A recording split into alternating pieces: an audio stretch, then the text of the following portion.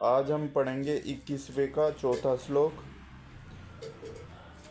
कि वास्तव में मैं वह कुछ भी नहीं करता, बोलते त्यागते ग्रहण करते या आंखें खोलते बंद करते हुए भी वह यह जानता रहता है कि भौतिक इंद्रियां अपने अपने विषयों में प्रवृत्ति है और वह इन सबसे पृथक है।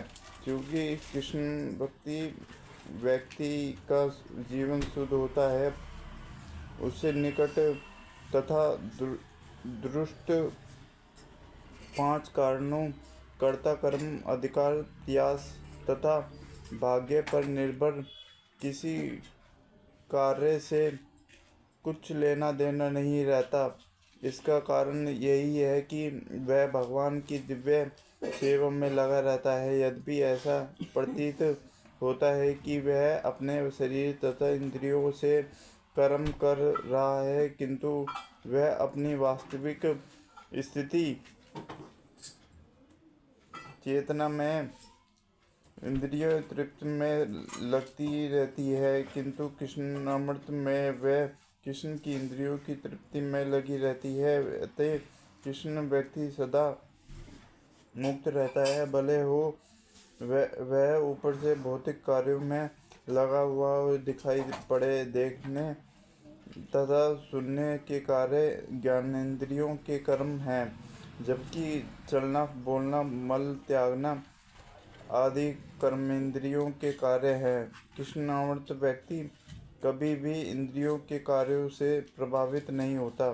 वह भगवत सेवा के अतिरिक्त कोई दूसरा कार्य नहीं कर सकता, क्योंकि उसे ज्ञात है कि वह भगवान का साक्षात दास है। जो व्यक्ति कर्मफलों को परमेश्वर को समर्पित करके आसक्ति होकर अपना कर्म करता है, वह यह पाप कर्मों से उसी प्रकार अभिप्रभावित रहता है जिस प्रकार कर्मफल पत्र जल से अपवित्र रहता है। यहाँ पर भ्रमित का अर्थ कृष्णामृत में है। यह भौतिक जगत प्रकृति के तीन गुणों के समय अभिव्यक्ति है, जिसे प्रधान की संज्ञा दी जाती है। वेद मंत्र सर्वा से प्रकट है कि जगत के प्रत्येक वस्तु ब्रह्मा की अभिव्यक्ति है, और यद्यपि कार्य भिन्न भिन्न रूप में प्रकट होते हैं, किंतु तो भी वह कारण से अवित्र है। क्या है कि सारी वस्तुएं ब्रह्म या कृष्ण से संबंधित है, अतएव वे केवल उन्हीं की है।